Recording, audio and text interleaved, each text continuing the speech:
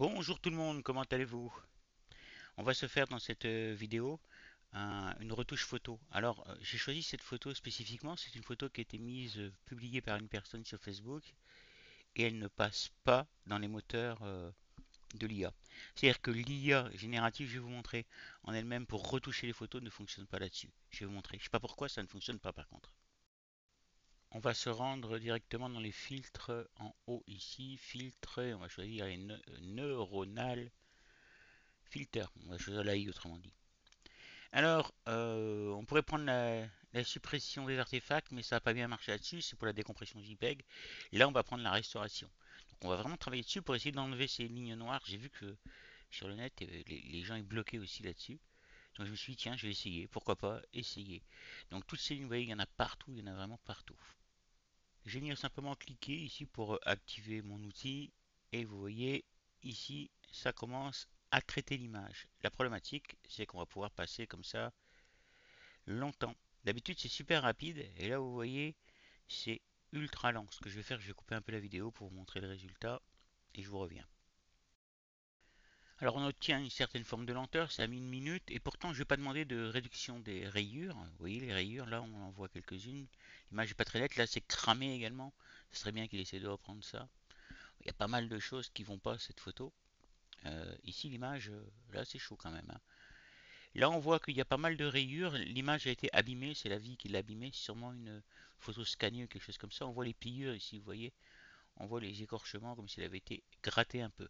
Ce qu'on va faire, on va lui demander donc la réduction évidemment de tout ça. Hop, je l'active et j'attends. Alors là, c'est parti pour 5 minutes au moins de sur cette photo-là, hein. Sur les autres photos, ça va ultra vite. Ça se fait en 2 secondes. De la même façon que je l'ai fait tout à l'heure, j'ai coupé la vidéo parce que c'était trop long. On peut venir développer les réglages. Bon, je vous laisse regarder la photo, il n'y a rien qu'à bouger, hein. Regardez, il n'y a vraiment rien qu'à bouger. Ici, on va pouvoir faire différents tests sur les réglages de la photo si on en a besoin. Bon, là, ça va pas être super utile. On préférait d'abord nettoyer la photo avant de faire des réglages, surtout toutes les rayures, etc. qu'il y a par ici.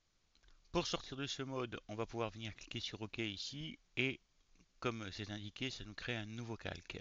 Donc on a notre calque qui a été fait. Je peux éteindre le premier calque, l'arrière-plan, puis je vais prendre le second, clic droit, et je vais encore une fois dupliquer le calque. Une fois que ça c'est fait, on va pouvoir commencer à bosser sur le calque. Je vais choisir une rayure comme ça, et je vais activer un outil un petit peu plus spécifique qui va être l'outil de l'IA, l'outil supprimer ici.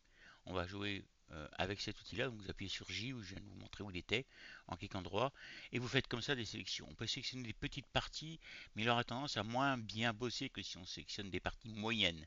Pas trop grandes non plus mais moyennes. Voilà, on va y aller comme ça.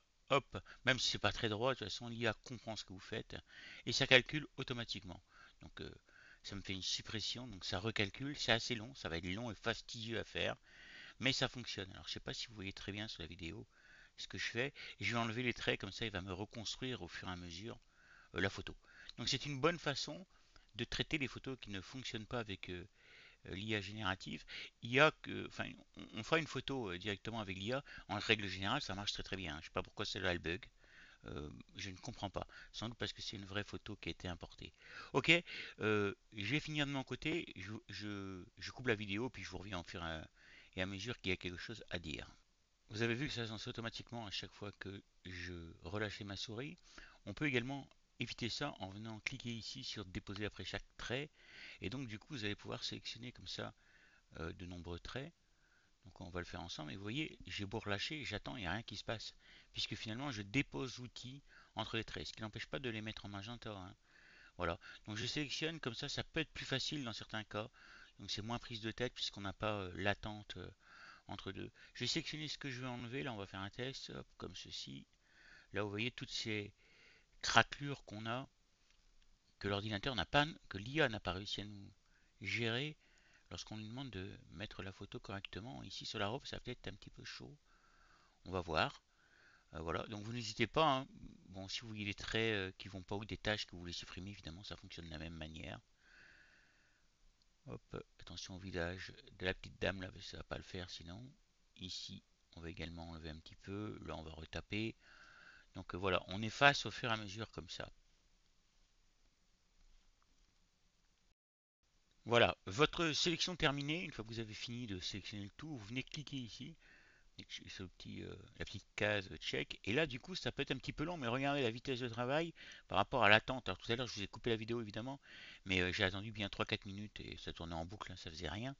Donc là, regardez, on est à 100%, hein, vous voyez au niveau de l'image, mais mon écran n'est pas figé, comme vous pouvez le constater. Là, on pourrait annuler évidemment en cours, mais on attend. On est à 100% parce que la barre est intégralement verte, elle ne monte pas. Donc il a déjà tout calculé, je ne sais pas ce qu'il fait. Ou alors Adobe n'a pas été capable de gérer un truc, et hop, voilà. Donc ça a quand même été relativement rapide, et vous voyez, il y a une réelle différence dans la photographie. On peut continuer comme ça, hein. Donc vous continuez, vous faites votre taf sur les photos comme ça pour retaper les vieilles photos de famille. Estimez que vous avez terminé votre modèle, je vais vous montrer comment on va pouvoir coloriser tout ça. Je donne un petit coup d'œil histoire de voir un peu le truc. Voilà, on pourrait revenir sur certains points, hein, vous voyez. Là, ici, on revient donc lancer l'outil, donc l'IA, comme on a vu tout à l'heure, hein. Et là, il sélectionne les visages. Ici, je vais pouvoir lui dire de coloriser la scène. Et regardez le résultat, c'est quand même spectaculaire. Donc on a une photo qui est arrangée, il n'y a plus les traits noirs, ou du moins très très peu. Alors, ce qui est cramé, hein. Et ouais, cette partie-là de la robe, on pourrait aussi la repeindre, on pourrait la faire à la main, mais on ferait ça dans une autre vidéo. Le bébé là, regardez la couleur de peau et tout, c'est magnifique. Et puis ici, on a différents profils. Vous pouvez en tester plusieurs comme ça.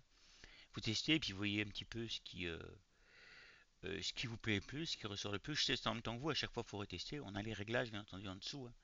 On va pouvoir utiliser tous les réglages qu'on veut et vous pouvez mettre euh, sans profil ici. Donc les réglages, ben, c'est à vous de voir un petit peu ce que vous voulez faire. Là vous voyez on vieillit un peu la photo. Ça donne quand même un résultat qui est pas dégueulasse par rapport à ce qu'on avait sur le départ, du moins je trouve. À part peut-être le bas là, mais enfin bon. On va dire que le vêtement est utilisé. On pourrait facilement le retaper, je vous dis, hein, mais il faudrait le faire à la main encore une fois. Ici on a différents traits. Il y a différentes choses. Ici, on a une zone d'ombre qui est pas très très claire non plus. Bon, voilà. Bon, je vais estimer que c'est bon. Je viens ici et je peux cliquer. Au lieu de mettre un nouveau calque, je peux choisir d'autres onglets, comme vous voyez, le calque actif, les filtres dynamiques, etc. Ou un nouveau document carrément même. Nous, on va garder le nouveau calque. On va se positionner sur ce nouveau calque là. Et voilà, on a quelque chose qui est quand même pas mal. Si je dézoome un peu, c'est pas fait pour être regardé en gros plan. En gros plan, on voit qu'il y a quelques traits encore que l'IA a du mal à gérer.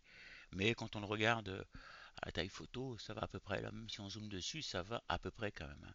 Par rapport à ce que c'était, ça va à peu près. Il y a des trucs là qui vont pas, vous voyez, dans le mur, etc. Il y a des taches, bon, enfin qui vont pas, qui pourraient être arrangées, serait plus exact. Voilà, voilà. Vous n'avez plus qu'à faire vos tests vous-même. Je vais vous mettre la photo en ligne, comme ça vous allez l'essayer par vous-même. Là, c'est vite fait, évidemment, pour travailler ici avec des tampons, etc. Oui, même la verdure en haut était respectée, enfin la mousse en haut était respectée. C'est pas mal, c'est pas mal. Allez, bonne fin de journée, merci, au revoir.